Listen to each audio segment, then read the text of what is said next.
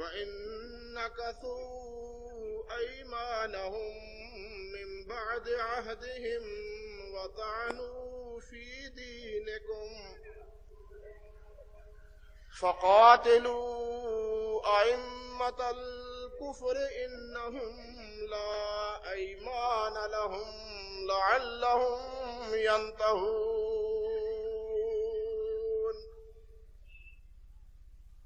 أَلَا تُقَاتِلُونَ قَوْمًا نَكَثُوا أَيْمَانَهُمْ وَهَمُّوا بِإِخْرَاجِ الرَّسُولِ وَهُمْ بَدَؤُوكُمْ أَوَّلَ مَرَّةٍ أَتَخْشَوْنَهُمْ فَاللَّهُ أَحَقُّ أَن تَخْشَوْهُ إِن كُنتُم مُّؤْمِنِينَ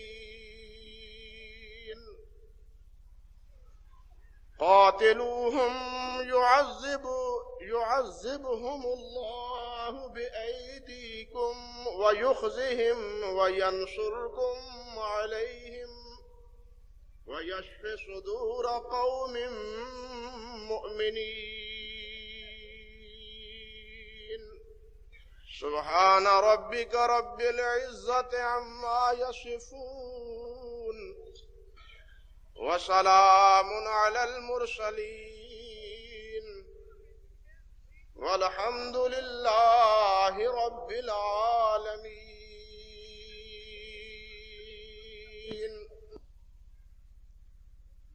واجب التکریم والاحترام میرے بزرگوں، بھائیوں، دوستوں اور میرے قابل صد احترام ماں اور بہنوں، مسلسل جمعۃ المبارک کے خطبات میں اس حوالے سے گفتگو آپ سن رہے ہیں کہ سید کائنات رحمت للعالمین حضرت محمد مصطفیٰ احمد مجتبی صلی اللہ علیہ وسلم کی تعظیم و توقیر، آپ کا ادب و احترام، آپ کی محبت اور آپ کی حرمت، یہ ہر مسلمان پر فرض، اور وہ بدنصیب جو آپ کی حرمت کی پاسداری نہیں کرتا، آپ کی ذات گرامی کے بارے میں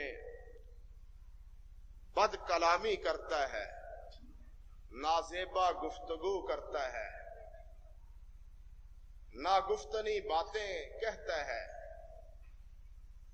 وہ انسان اس قابل نہیں ہے کہ وہ اس اللہ کی زمین پہ باقی رہے۔ ملت اسلامیہ کی ذمہ داری ہے، مسلمان حاکم کا فریضہ ہے کہ وہ ایسے بدتمیز کو جلد سے جلد جہنم واصل کر دے۔ وہ اس قابل نہیں ہے کہ وہ دنیا میں چل سکے، زمین پہ بس سکے۔ اور یہ وہ مسئلہ ہے کہ جس کے بارے میں صحابہ کرام رضوان اللہ علیہ مجمعین اور پوری امت کے مابین اتفاق پایا جاتا ہے۔ یہ جو آیت سورۃ توبہ کی آیات میں نے آپ کے سامنے پڑھی ہے، ان آیات میں پہلی آیت پہ ذرا غور فرمائیے۔ اللہ سبحانہ و تعالی ارشاد فرماتے ہیں وَإِن نَكَثُوا أَيْمَانَهُمْ مِن بَعْدِ عَهْدِهِمْ وَطَعَنُوا فِي دِينِكُمْ، کہ اے میرے نبی محمد صلی اللہ علیہ وسلم اور اے مسلمانوں، اگر لوگ اس عہد کو توڑ دیں جو عہد و میثاق انہوں نے تمہارے ساتھ باندھا ہے، جو وعدہ اور جو میثاق انہوں نے تمہارے ساتھ کیا ہے، اس کو توڑ دیں کہ ہم کوئی نالائکی نہیں کریں گے، ہم کوئی بھی بدتمیزی نہیں کریں گے، تمہارے خلاف کوئی اقدام نہیں کریں گے، وہ اس اقدام کو، وہ اس عہد کو توڑ دیتے ہیں۔ وَطَعَنُوا فِي دِينِكُمْ، اور تمہارے دین کے بارے میں طعن کرتے ہیں، دین پہ اعتراض کرتے ہیں، دین کی پھبتی اڑاتے ہیں۔ فرمایا فَقَاتِلُوا أَئِمَّةَ الْكُفْرِ، تو پھر کافروں کے یہ سردار، ان کے ساتھ تم قتال کرو، لڑائی کرو۔ تمہیں حکم یہ ہے کہ اس جرم کے مرتکبین کے خلاف اعلان جنگ کر دو، اور یہ جو بڑے بڑے طاغوت ہیں، ائمۃ الکفر، جو کافروں کے سردار اور چودھری بنے پھرتے ہیں، ورلڈ آرڈر لیے پھرتے ہیں اپنے دماغ میں، فقاتلوا ائمۃ الکفر، ان ائمہ کفر کے خلاف تم لڑائی کرو، قتال کرو۔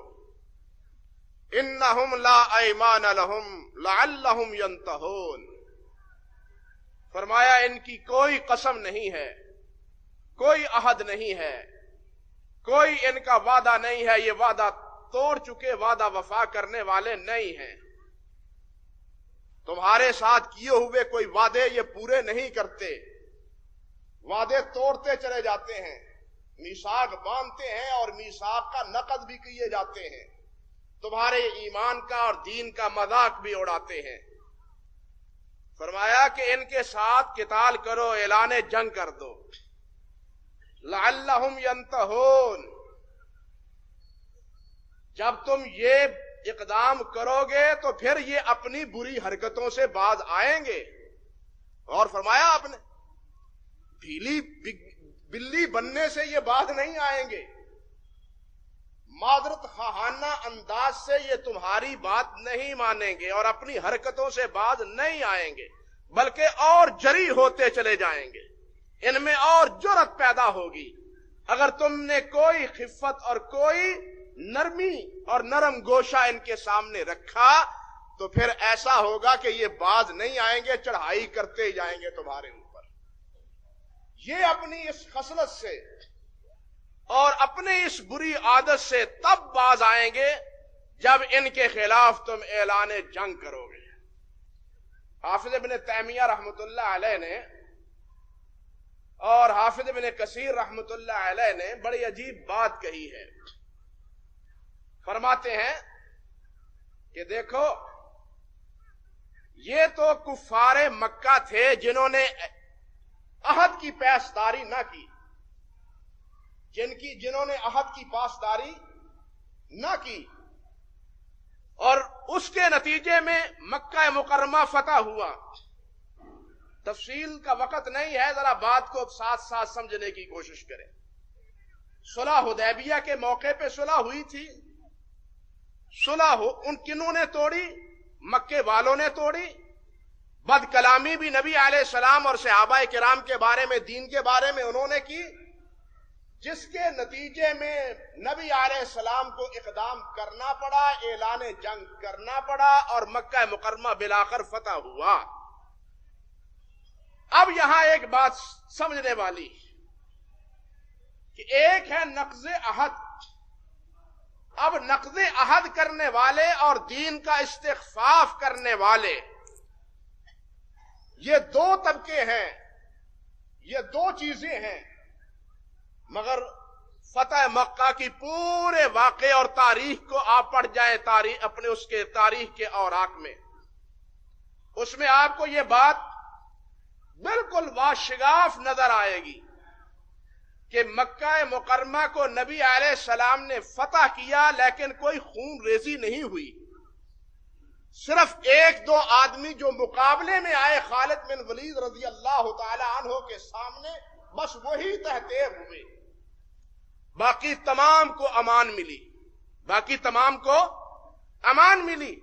لیکن ان میں کچھ بدتینت ایسے تھے، ایسے بدبخت تھے، جن کے بارے میں نبی علیہ السلام نے ارشاد فرمایا، اقتلوہم وَإِن وَجَدْتُمُوهُمْ مُتَعَلِّقِينَ إِسْتَارَ الْكَعْبَةِ۔ اللہ اکبر.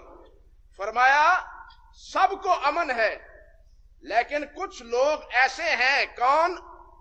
ابن ابی سرحا، عبداللہ ابن خطل، اکرمہ بن ابی جہل اور مقیس بن سبابہ، سارا مولا اکرمہ.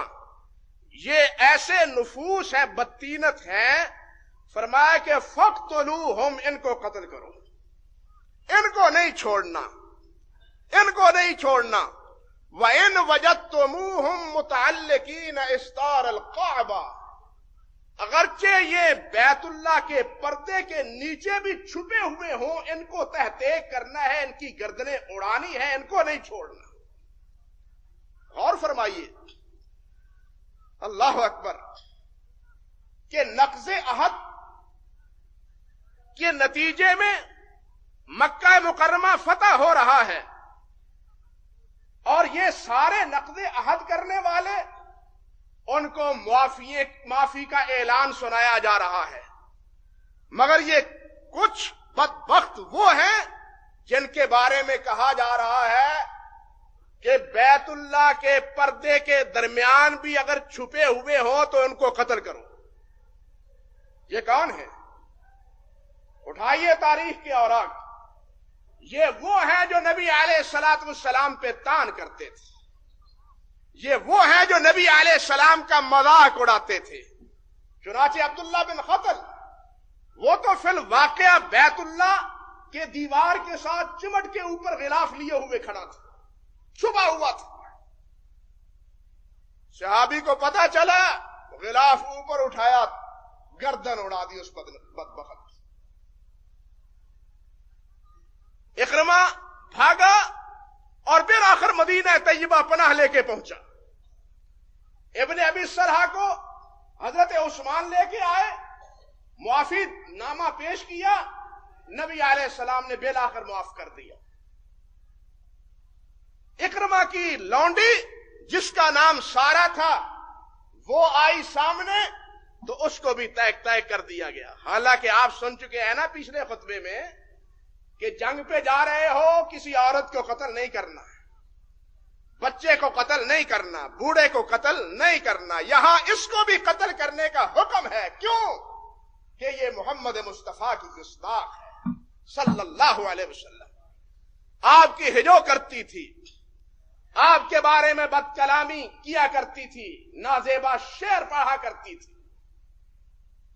یعنی اندازہ کیجئے کہ نقض عہد کرنے والوں کو معافی نامہ دیا جاتا ہے، لیکن آپ کی توہین کرنے والوں کے بارے میں اعلان کیا جاتا ہے کہ ان کو ختم کرو، اگرچہ وہ بیت اللہ کے پردوں کے ساتھ بھی چھپے ہوئے ہوں. اس سے آپ سمجھ سکتے ہیں کہ قرآن مجید نے یا خود نبی کریم علیہ الصلوۃ والسلام نے اس بارے میں ہماری کیا رہنمائی کی ہے.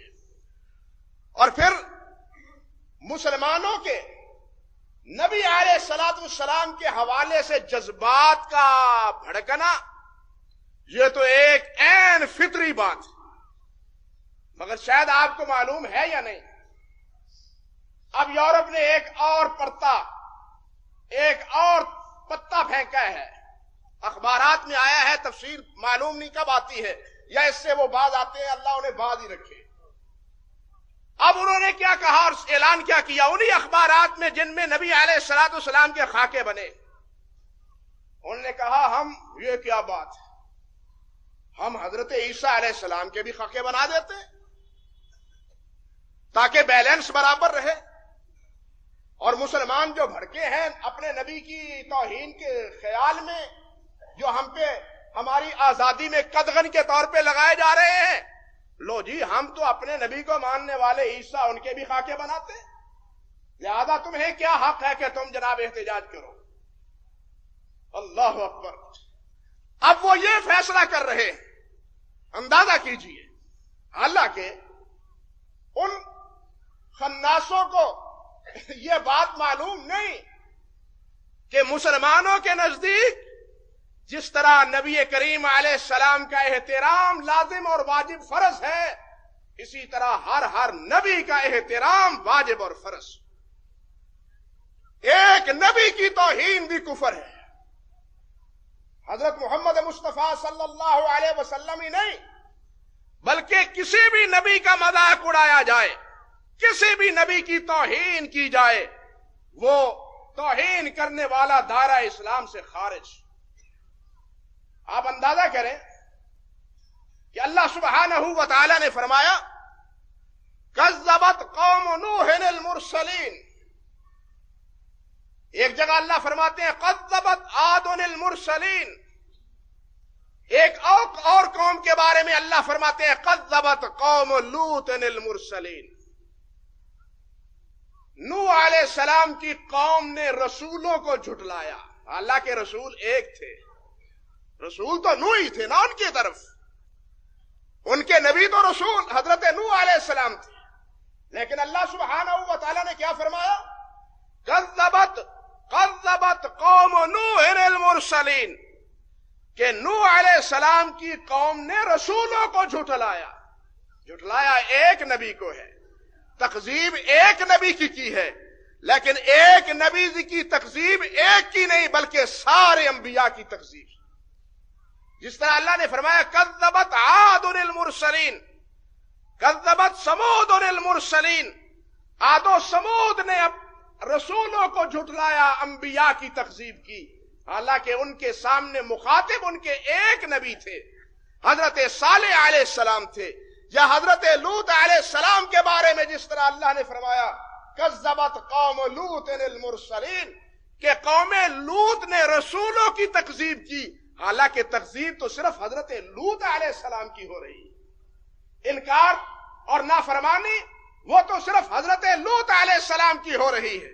لیکن اس کے باوجود اللہ سبحانہ و تعالی فرماتے ہیں کہ انہوں نے تمام رسولوں کو جھٹلایا. کیا مطلب؟ کہ ایک رسول کی تکذیب، ایک رسول کی توہین، ایک رسول کا انکار پورے انبیاء کے انکار کے مترادف ہے. ایک رسول کا انکار وہ مسلمان نہیں ہے، ایک رسول کا انکار کرنے والا وہ مسلمان نہیں ہے. یہودی عیسیٰ علیہ السلام کا انکار کر کے کافر قرار پائے، اور یہ دونوں حضرت محمد مصطفیٰ صلی اللہ علیہ وسلم کا انکار کر کے کافر قرار پائے. یہ تو ایک بدیہی سی بات ہے. اسی لیے اللہ سبحانہ و تعالی نے اعلان کروایا کہ آمن الرسول بما انزل الیہ من ربہ والمؤمنون کل آمن باللہ وملائکتہ وکتبہ ورسلہ لا نفرق بین احد من رسلہ. ایماندار بھی اور رسول بھی وہ کیا کہتے ہیں؟ آمن الرسول بما انزل الیہ من ربہ والمؤمنون. وہ رسول جس کی طرف وحی اللہ نے نازل کی ہے وہ بھی، اور رسول بھی، مومن بھی کیا کہتے ہیں؟ کل آمن باللہ وملائکتہ وکتبہ ورسلہ لا نفرق بین احد من رسلہ. ہم اللہ کی تمام کتابوں کو مانتے ہیں، ہم اللہ کے تمام رسولوں کو مانتے ہیں، اور کسی رسول کے مابین بھی فرق نہیں کرتے کہ اس کو مان لو بات ٹھیک ہے، اس کو مان لو بات ٹھیک ہے، نجات ہو جائے گی. نہیں، تمام رسولوں کو مانو تب نجات ہوگی. لیکن اب محمد مصطفیٰ صلی اللہ علیہ وسلم کے بعد اطاعت صرف حضرت محمد مصطفیٰ کی ہے، پہلے انبیاء کی اطاعت نہیں ہے. ان کو ایز اے نبی، ایز اے رسول ماننا عین ایمان ہے، اور ان کی توہین وہ اسی طرح جرم ہے جس طرح سید کائنات حضرت محمد مصطفیٰ صلی اللہ علیہ وسلم کی توہین سبب جرم ہے، اور توہین کرنے والا مجرم ہے. بھائیو ذرا سوچیں یہ سبب ہوا کیوں؟ اپنے آپ کو سنبھالا دیں، اپنے مائنڈ کو، دماغ کو ذرا اس بات پہ لگائیں کہ یہ سبب کیا ہے، اس حرکت کا پس منظر کیا ہے، یہ کیوں کیا انہوں نے.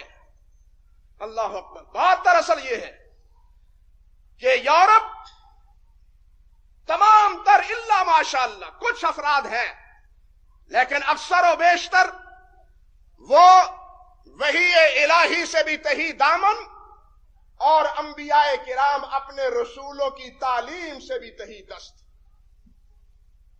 نہ ان کے پاس صحیح طور پہ مستند طور پہ اللہ کی نازل کردہ کتاب تورات موجود اور نہ ہی ان کے پاس صحیح شکل میں انجیل موجود.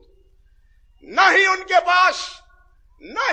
پاس حضرت موسیٰ علیہ السلام اور حضرت عیسیٰ علیہ السلام کے معمولات اور فرمودات ان کے پاس محفوظ. ان کے پاس تو کچھ بھی نہیں. ان کا تو اس حوالے سے سرمایہ ہی نہیں. بلکہ آج جو عہد نامہ قدیم و جدید موجود ہے اس کے بارے میں خود عیسائی سکالر اعتراف کر چکے ہیں کہ وہ موجودہ سائنس کی موافقت نہیں کر سکتی. تورات اور انجیل موجودہ سائنس اور سائنسی علوم کا تقابل اور مقابلہ کرنے سے ساقط ہے، اس کے مخالف ہے. اور یہی مخالفت بالآخر انہیں تورات کی مخالفت، وحی الہی کی مخالفت، بالآخر دین کی مخالفت پہ ان کو اتارا. اسی چیز نے اتارا. میرے پاس بیٹھ کے اسی چیز نے ان کو مخالفت پہ اتار دیا. انا للہ و انا الیہ راجعون. اور وہی اب یہ سمجھتے ہیں کہ ہم نے تو دین کو دیش نکالا دیا ہے، گھروں سے نکالا ہے، اس سے آزادی حاصل کی ہے، اب مسلمانوں کو بھی وحی الہی سے، قرآن سے اور محمد سے ان کے دلوں سے نکال دیا جائے. ہم نے نکالا ہے تورات کو اور انجیل کو اور موسیٰ اور عیسیٰ کو علیہم السلام. اس لیے مسلمانوں کو بھی قرآن سے اور محمد مصطفیٰ صلی اللہ علیہ وسلم اور ان کے ارشادات سے بالکل خالی کر دینا چاہیے. کیا احترام ہے ان کا. ہم نہیں کرتے، تم بھی نہ کرو. لیکن ان شریف آدمیوں کو اللہ انہیں سمجھ دے، کیا معلوم. اور تم تو اپنا اثاثہ کھو چکے. تمہارا اثاثہ تو تمہارے پاس ہے نہیں، لیکن اللہ کے فضل و کرم سے مسلمانوں کا اثاثہ مسلمانوں کے پاس آج محفوظ ہے اور قیامت تک محفوظ رہے گا. اب بھی قرآن مجید کا ایک ایک لفظ محفوظ ہے اور نبی کریم علیہ الصلوۃ والسلام کی سیرت کا ایک ایک پہلو مسلمانوں کے لیے آج بھی محفوظ. وہ کتابوں میں ہی محفوظ نہیں ہے کہ اوراق میں محفوظ ہو. مسلمان اللہ کے فضل و کرم سے اس کو پڑھتے بھی ہیں، اس کو پڑھاتے بھی ہیں، مسلمانوں کو سناتے بھی ہیں، ان کی تعلیم دیتے بھی ہیں. اور یہی سبب ہے کہ کچھ عرصہ پہلے یورپ نے اس مسئلے پہ ایک کمیشن مقرر کیا کہ آخر کیا وجہ ہے کہ ہماری تمام تر کوششوں کے باوجود مسلمان اسلام کو چھوڑنے کا نام نہیں لیتے. بس ایسے شیداں ہیں، ایسے فریفتہ ہیں کہ جب قرآن کی اور محمد کی بات ہو جاتی ہے تو یہ دیوانے ہو جاتے ہیں. سبب کیا ہے؟ ہم نے سارے حربے اختیار کیے، سارے طریقے آزما کے دیکھ لیے، لیکن ان کے دلوں میں قرآن اور محمد کی محبت نکلتی ہی نہیں. اس کا کیا سبب ہے؟ کمیشن مقرر کیا، عالم اسلام کا مطالعہ کیا، انہوں نے عالم اسلام کو کھنگالا، دیکھا، پرکھا اور پھر رپورٹ تیار کی، پھر اس سے آگاہ کیا اور کہنے لگے یورپ والوں، وہ 4 چیزیں ہیں جب تک مسلمانوں میں قائم رہیں گی تم ان کے دل سے قرآن اور محمد کی محبت نہیں نکال سکتے صلی اللہ علیہ وسلم. 4 چیزیں جب تک یہ ان میں موجود ہیں، ان سے متعلق رہیں گے مسلمان، تو ان کے دلوں سے قرآن کی، وحی کی اور محمد مصطفیٰ کی محبت تم نہیں نکال سکتے. وہ کیا ہے؟ ایک قرآن ہے، ایک دوسرے مدارس ہیں، تیسرے جمعے کے خطبات ہیں، اور چوتھا حج کا عالمگیر اجتماع ہے. یہ 4 چیزیں ہیں. جب تک مسلمان ان چیزوں کو دہراتے رہیں گے تم مسلمانوں کے دلوں سے قرآن اور محمد کی محبت نہیں نکال سکتے. اور تبھی تو بدنصیبوں نے کہا کہ قرآن کو بھی بدلو. بدلنا شروع کیا یا نہیں؟ ایمانداری سے سوچو. قرآن کی توہین کرو, غلاظت میں پھینکو معاذ اللہ, اس کو بدلو, تحریف کرو, اس کے مقابلے میں نیا قرآن لے آؤ. لائے نا امریکہ والے, وہ فرقان مبین کے نام پہ نیا قرآن بنا کے انہوں نے پیش کر دیا. اور یہ مطالبہ بھی اخبارات کا مطالعہ کرنے والے حضرات جانتے ہیں. افغانستان کی لڑائی شروع ہوئی تو کہنے لگے او ان کا کیا قصور ہے, اگر تم نے کچھ کرنا ہے تو بیت اللہ پہ ایک ہی چلا دو, مسئلہ ختم ہو جائے گا. انا للہ و انا الیہ راجعون. وما تخفی صدورہم اکبر. ان کے دلوں میں جو مخفی غیظ و غضب اور جو عناد اور جو بغض ہے, وہ تو دل زبان پہ جو آتا ہے وہ اس سے کہیں زیادہ ہے, وہ کہیں زیادہ ہے. زبان پہ تو آتی ہے نا رکھ رکھاؤ کی شکل میں کوئی بات, لیکن دلوں میں جو بغض و عناد ہے اللہ نے فرمایا وہ میں جانتا ہوں. یہ ہے پس منظر اور یہ ہے اصل بیماری.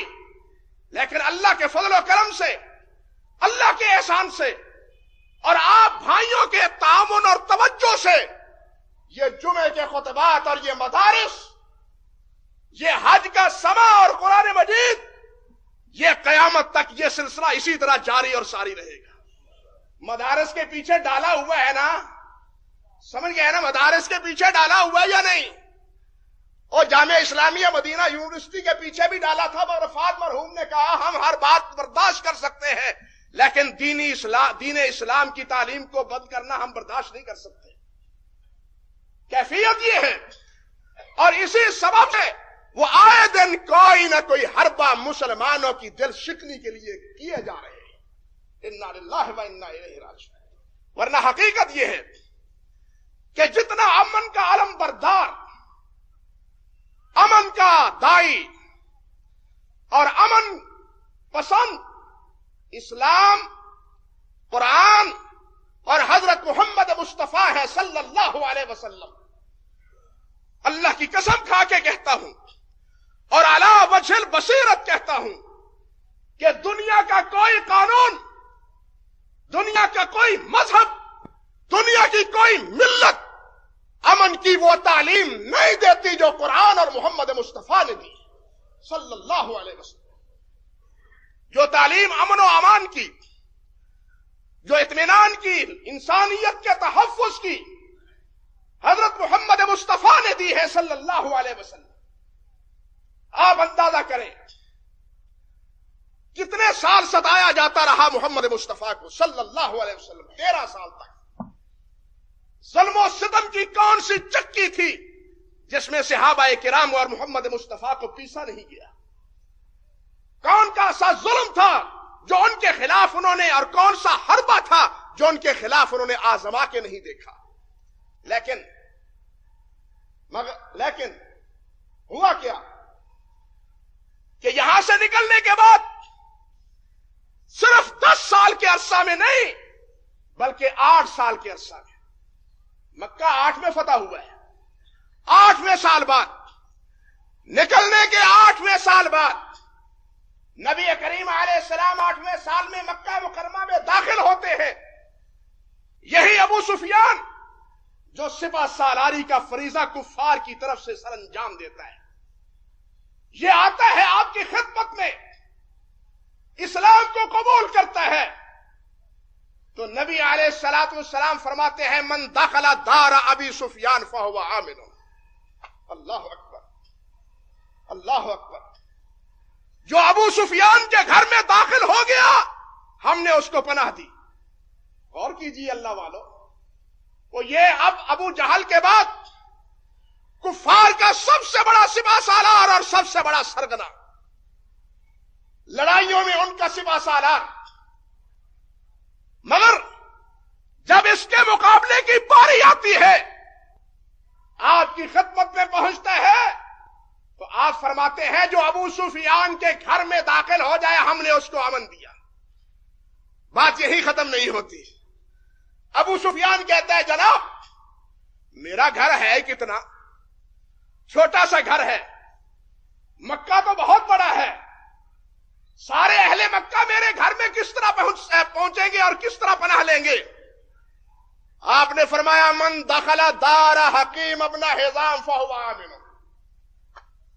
جو حکیم بن حزام کے گھر میں داخل ہوگا ہم نے اس کو بھی امن دیا۔ اللہ اکبر۔ ابو سفیان پھر بولا، کہنے لگا حضور حکیم بن حزام کا گھر کتنا ہے؟ میرے اور اس گھر میں سارے سما نہیں سکتے۔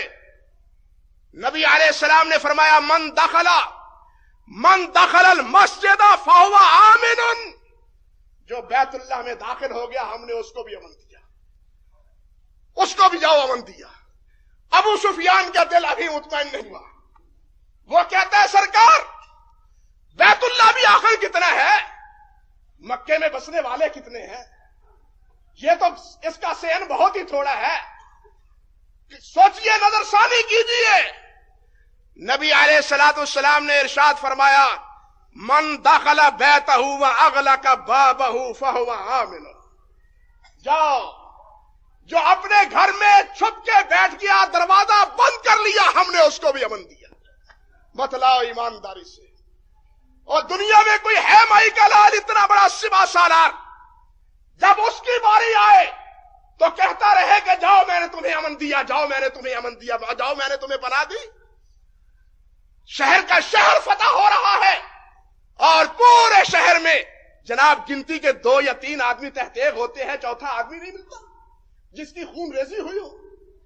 بلکہ آپ حیران ہوں گے، ڈاکٹر حمید اللہ مرحوم نے لکھا ہے کہ وہ غزوات جس میں نبی علیہ السلام شریک ہوئے، ذرا فرق سمجھنا، ایک ہے وہ سرایا جو نبی علیہ السلام نے جن کو بھیجا، آپ ان کے ہمراہ تشریف نہیں لے گئے، ایک وہ ہے غزوات جس میں نبی علیہ السلام خود بھی شریک ہوئے، آپ بھی اس میں پہنچے۔ فرماتے ہیں کہ اتنی مدت میں جن غزوات میں نبی علیہ السلام شریک ہوئے ہیں، اور 10 سالہ عرصہ میں، مدنی 10 سالہ دور میں، کہتے ہیں 3 ملین مربع کلومیٹر پہ مسلمانوں کی نبی علیہ السلام کی اس وقت حکومت ہے۔ کتنی؟ 3 ملین مربع میٹر۔ فرماتے ہیں کہ اب جو مکے سے بھگائے گئے تھے، جو مکہ مکرمہ سے وہ بھگائے گئے تھے، جب ان کی حکومت اتنی وسیع ہوئی اور جن غزوات میں آپ شریک ہوئے، ان تمام غزوات میں کفار کے مد مقابل جتنے افراد تحتے ہوئے ہیں ان کی تعداد 200 ہے۔ اللہ اکبر۔ 10 سالہ دور میں صرف 2۔ اور حضرت قاضی سلیمان منصور پوری رحمت اللہ علیہ نے رحمت للعالمین میں پورے غزوات اور تمام سرایا کا ایک نقشہ دیا ہے تاریخی حوالہ جات سے۔ اگر آپ کو پڑھنے کا شوق ہو تو رحمت للعالمین کی 2 جلد میں یہ تفسیر ساری دیکھ سکتے ہیں۔ کتنے مسلمان تھے، کتنے کفار تھے، سرایا میں کتنے تھے، غزوات میں کتنے تھے، یہ ساری تفصیل بیان کرنے کے بعد حضرت قاضی صاحب رحمت اللہ علیہ مجموعے کے طور پہ لکھتے ہیں کہ لوگوں 10 سالہ پورے دور میں تمام سرایا جس میں نبی علیہ السلام نہیں شریک ہوئے، ان تمام 10 سالہ دور میں کفار کے افراد کتنے قتل ہوئے؟ تاریخ کیا بتلاتی ہے کتنے قتل ہوئے؟ کہتے ہیں 459 450 کہہ لو، 460 کہہ لو، اور 10 سالہ دور میں 3 ملین مربع میل پہ حکمرانی اور سارے علاقے فتح، دشمن سارے مفتو۔ لیکن یارو کل کتنے مقتول ہوتے ہیں؟ 460۔ کتنے؟ 460۔ اللہ اکبر۔ اور اتنے تو ہم نے اپنے ہاتھوں سے اپنے ملک میں مروا دیے، اتنے تو ہم نے اپنے ہاتھوں اپنے ملک میں مروا دیے، اور امن کے ٹھیکیدار اور علمبردار پھر بھی بنے ہوئے ہیں۔ شرم ان کو نہیں آتی۔ اسلام اور محمد مصطفیٰ پہ ہے صلی اللہ علیہ وسلم. آپ اللہ کے لیے غور کریں. اللہ اکبر اللہ اکبر کہ نبی علیہ الصلوۃ والسلام کے دور مبارک میں اللہ اکبر بلکہ ایک واقعہ سامنے رکھی اسی فتح مکہ کے موقع پہ بھول گیا. نبی علیہ السلام ایز اے فاتح تشریف فرما ہے. ہاں بیٹھے ہیں صحابہ کرام جھلوں میں ہیں. ایک آدمی آتا ہے عبداللہ ابن مسعود فرماتے ہیں آیا بات کرنے لگا اتنا روب تالی ہوا اتنا خوف طاری ہوا کہ جسم کپکپانے لگا. اللہ اکبر کپکپانے لگا. بات نہیں ہو رہی بات نہیں ہو رہی. اللہ اکبر. اب آپ کا جواب سنیے. فرمانے لگے حوّن علیکا فإنما انا ابن امرات قریش تاکل القدیدہ. وہ سنبھالا دو اپنے آپ کو. کیوں خوف زدہ ہو گئے ہو؟ اتنا ڈر کیوں تیرے دل میں پیدا ہو گیا ہے؟ میں تو اس قریشی عورت کا بیٹا ہوں جو خشک گوشت پانی میں بھگو بھگو کے کھایا کرتی تھی. اللہ اکبر. میں اس قریشی اماں کا بیٹا ہوں جو خشک گوشت پانی میں قدید گوشت کی بوٹیاں پانی میں ڈبو ڈبو کے بھیگ گیلا کر کر کے نرم کر کر کے کھایا کرتی تھی. میں تو وہ ہوں. غور کیجئے ذرا.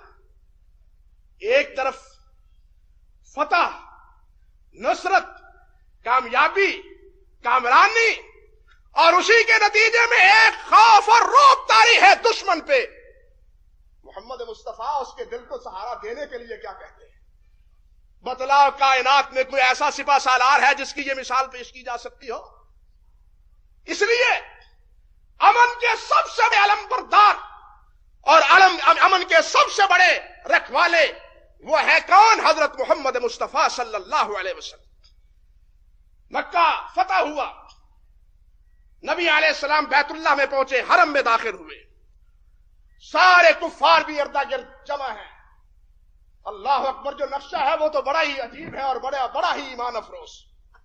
لیکن جو میرے موضوع سے بات ہے وہ یہ سارا مجمع لگا ہوا ہے صحن میں مسجد حرام کے صحن میں.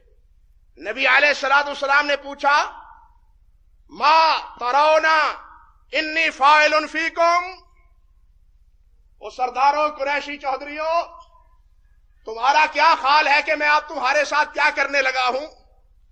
کیا فیصلہ ہوگا میرا تمہارے بارے میں؟ کہنے لگے قال خیر ابن خیر اخی خیر کریم. کہنے لگے خیر قال خیر اخ کریم ابن اخی کریم. ہم تو آپ کے بارے میں سمجھتے ہیں کہ آپ بڑے ہی کریم ہیں. کریم بھائی کا معاملہ کریں گے اور آپ کریم باپ کے بیٹے ہیں. عبداللہ کریم باپ کے بیٹے ہیں. خود بھی کریم ہے. ہماری امید یہ ہے ہمارا ظلم و ستم ایک طرف تمہارا کرم و رحمت دوسری طرف. ہمارا ظلم و ستم ایک طرف تمہارے کرم و رحمت اور تمہاری عنایت دوسری طرف. نبی علیہ السلام نے کیا فرمایا؟ اذهبوا انتم الطلقاء. جاؤ میں نے تمہیں معاف کر دیا. اور اسی طرح کہتا ہوں جس طرح یوسف علیہ السلام نے اپنے بھائیوں کو معاف کیا تھا. یہ کون ہے؟ یہ محمد مصطفیٰ ہے صلی اللہ علیہ وسلم. ایمانداری سے بتلاؤ اور اس سے امن کا علم بردار کوئی دنیا میں ہو سکتا ہے؟ ان لوگوں نے اپنی چودراہٹ قائم کرنے کے لیے ملکوں کے ملک برباد کر دیے اور معلوم نہیں ابھی کتنے ملکوں کو کھانے والے ہیں. اور جہاں جاتے ہیں وہاں ایک اب ہو کا عالم طاری ہوتا ہے. وہ پنجابی لو کی قائد کی طرح گلیاں ہو جن سنیاں وچ مرزا یار پھرے. پھر جناب سب نہیں ہے صرف ایک بش پھرے. اور اب ہمارا موش بھی اسی طرح ہی ہے.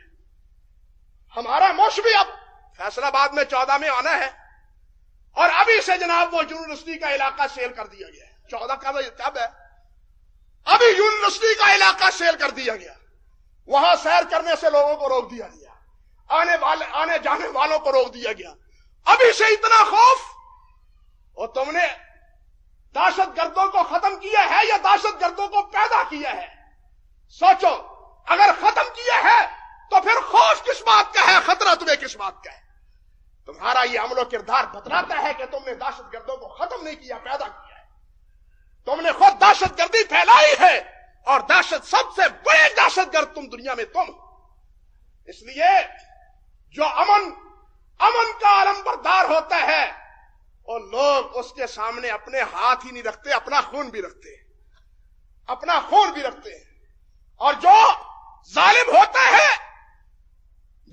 ہوتا ہے انسان کا اندر کسی نہ کسی وقت پھر کسی نہ کسی وقت کیا ہے, بیدار ہو ہی جاتا ہے. اللہ سبحانہ و تعالی ہمیں سمجھ عطا فرمائے. میرے کہنے کا مقصد یہ تھا کہ نبی اکرم علیہ الصلوۃ والسلام سے بڑھ کے کائنات میں, اور اسلام اور قرآن سے بڑھ کے کائنات میں کوئی بھی امن کی تعلیم دینے والا نہیں ہے.